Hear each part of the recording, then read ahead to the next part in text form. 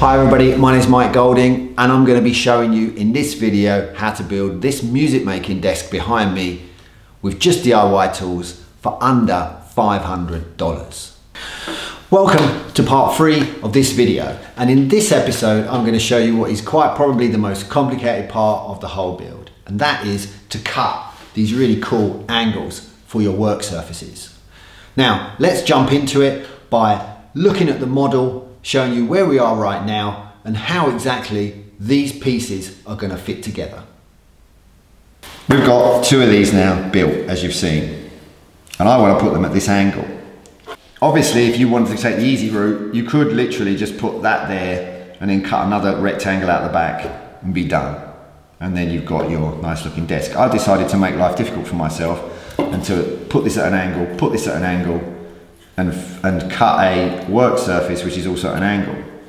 The crucial part of this is, what is this angle here? Now what I have is a digital angle finder. You can zero it and then you can move the angle. I found my 70 degrees.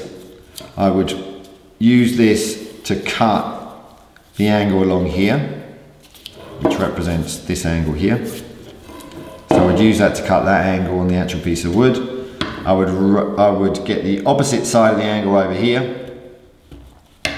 which is 180 less 70, over there on that side, and then cut those 2 pieces off of my work surface.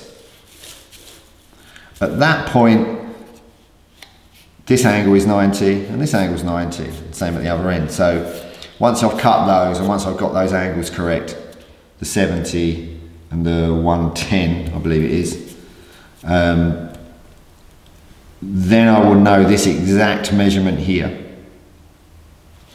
So let's get started, let's see.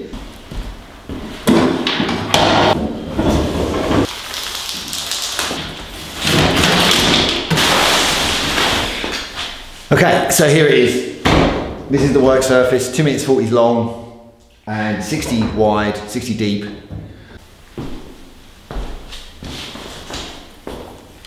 So the first job here is to try and find out this angle. Well, we know it's going to be 70 degrees, but what's crucial is the distance between here and here, the width of the work surface, which in that case is 40. So I want to make that 41, so we have a 1 centimeter overhang. So this distance here that I'm cutting needs to be 41 long, and it needs to be cut at an angle of 70 degrees. So we can easily get the angle, but the question is this side long enough? So we need to take another measurement. We want to get 41 on this measurement. So we want the 41 to be right in this corner, which is about there. We put that flush against that side, and then we just move this along until we touch the edge of the work surface at the top. One probably to there. So that's my mark. So I'm making this mark here, and I can take that up. Then I can measure.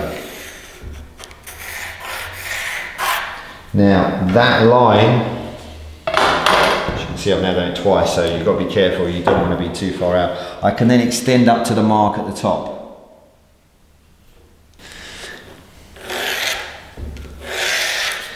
So there is my line of 60 degrees. Sorry, 70 degrees. So this is 70 degrees.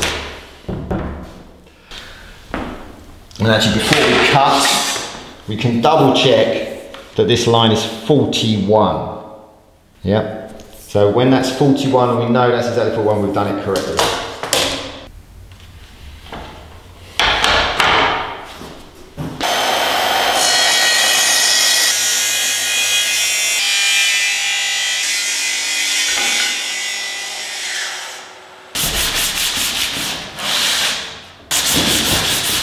So the next thing to do is to find from this point back here, and that's going to start to create our 41 centimeter work top.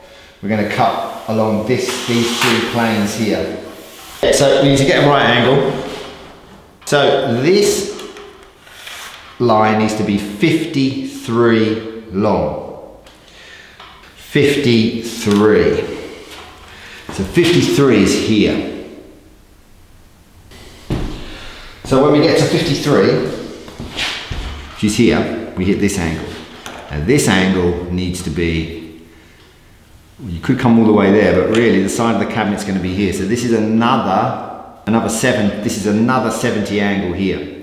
So we can come on this side and measure that out. Then we put that along that edge. And we need to make that there.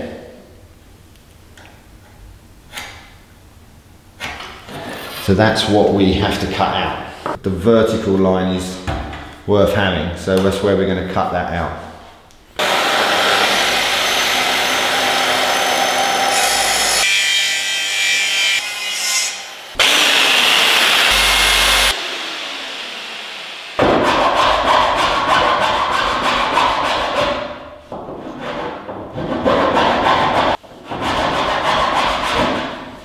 And it's going to be worth spending some time on this edge, making sure this is really well, flat, because this is going to be butting up to the beginning of the rack mount. But with the file, it goes fairly quickly.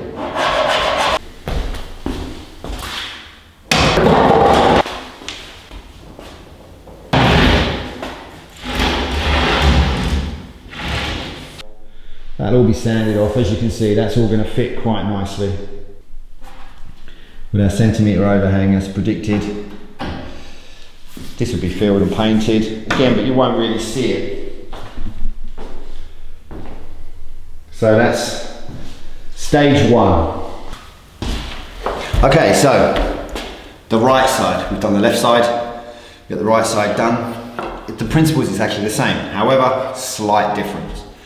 Only because we've chosen, as we talked about, the 70-degree angle, but on this side it's opposite.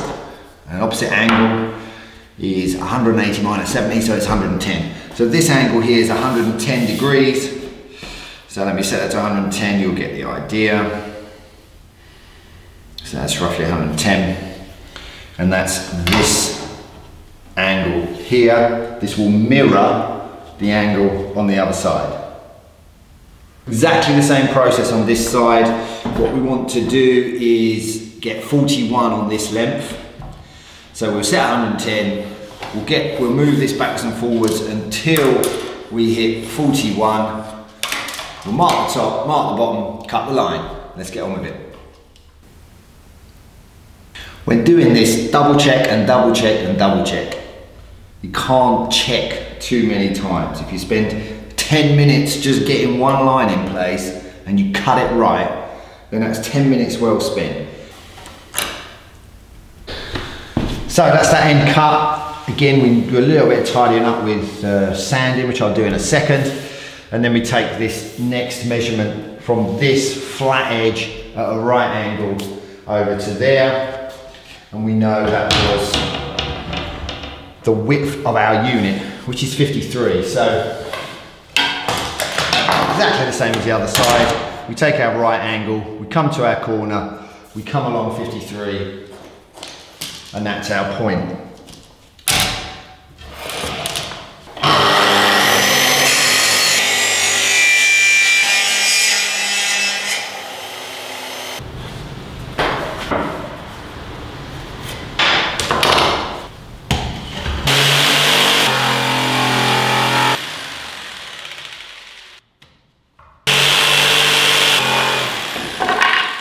In this corner, we want to try and keep it square.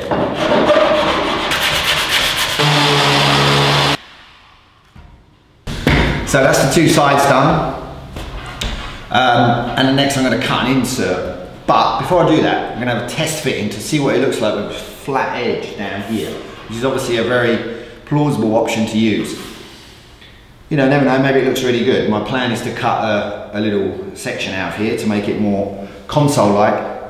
But let's do a test fitting and see what it looks like in this configuration.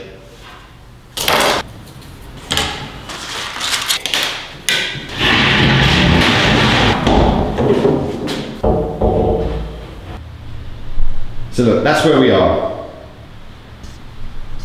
We have a desk that sits with a completely square front. Now, while this looks cool, I feel it looks a little bit like a kitchen worktop. So we've got these cool angled wings, as we first called them, and a straight desktop. I mean, you could end here, you could stop here, and that would look nice. But in order to bring the coolness all the way through, I'm going to demonstrate with this. I want to take a parallel line along here. So in effect, the corner will be looking something like that. It's relatively straightforward. We take a right angle from this edge, cut down to here. We just need to know this point. This angle's pretty crucial. So I've taken my 90-degree angle, flush with this side, and come all the way down there.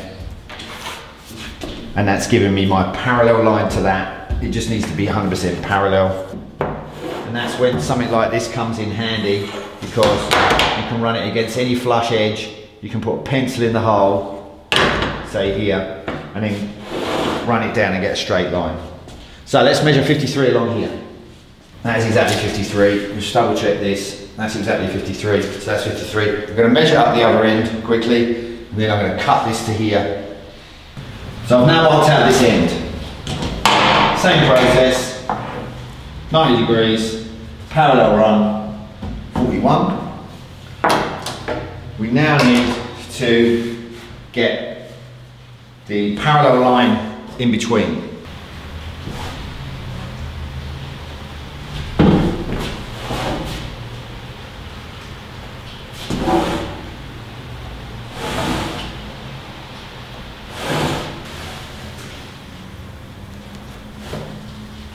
So when I get to this end, I've got to flip it.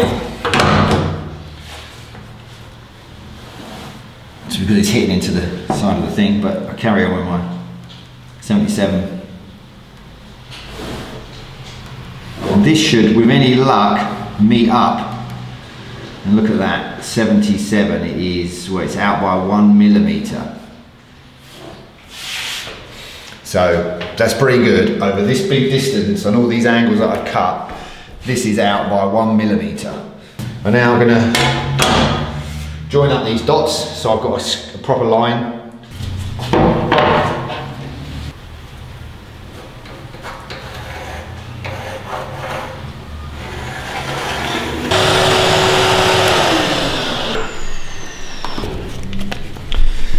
Okay, so that's the first cut along the diagonal down here.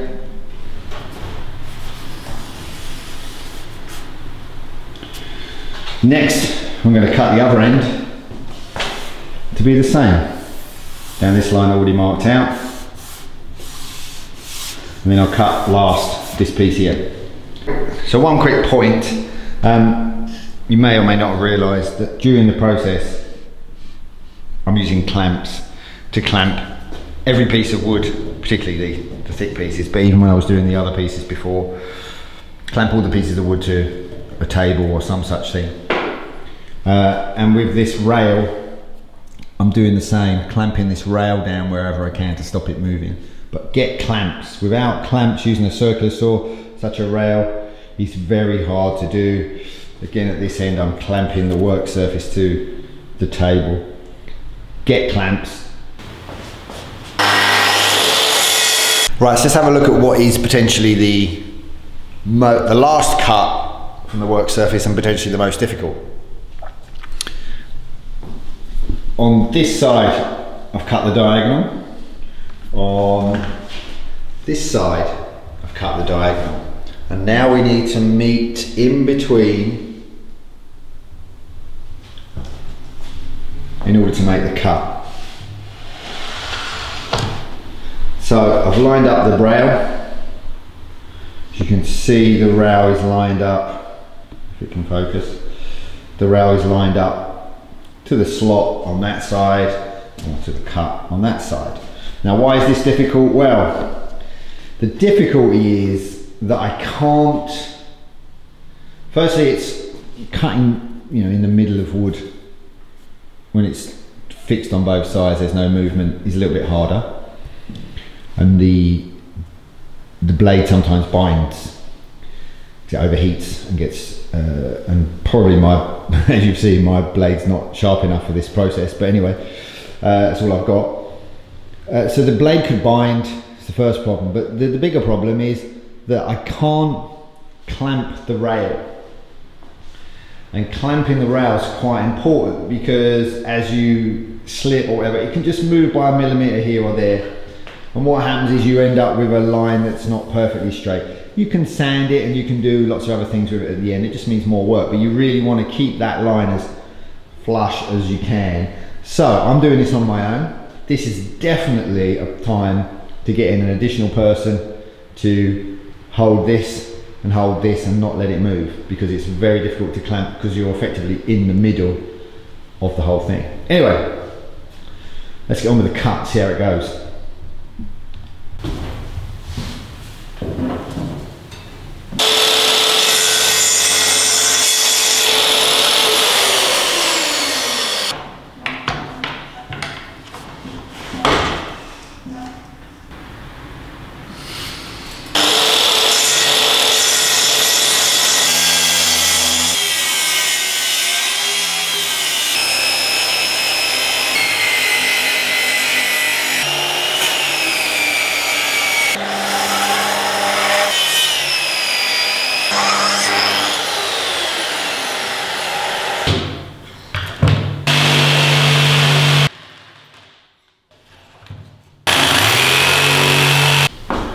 So there you go.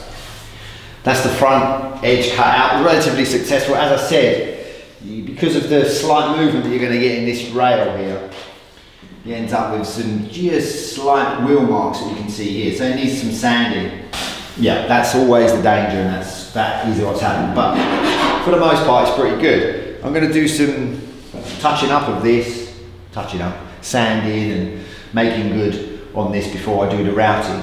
But before we do anything else, I'm going to do a test fit again back over on the other side of the room where it's going to sit.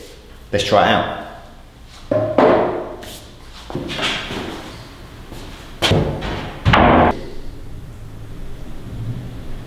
In this space here, I'm putting a secondary work surface. It's a bit of an off-cut, but another workspace, the work surface is going to come in here. So I'm going to take it all the way to the back. I'm going to cut at this angle, so the work surface will be basically this deep, the whole lot. And all I need to do that is put in some rails across from one side to the other at the right height. Those rails will act as stabilisers for these left and right, and then a platform for these to sit on. And I think we can agree that it already looks better than when it was going straight across. Obviously, it's still, all the edges still need to be sanded down, rounded over, etc, etc. So that concludes part 3 of this video. I'm going to go off and sand those edges, make them nicer, because in the next part of this video, we're going to be looking at routing those edges to make them nice and smooth, and the final construction of all the pieces into the final desk. If you have any comments, please put them below. Please like this video if you like it, and subscribe if you want to for more content of the same. And I'm going to see you in the final part of this series for making this desk. See you then.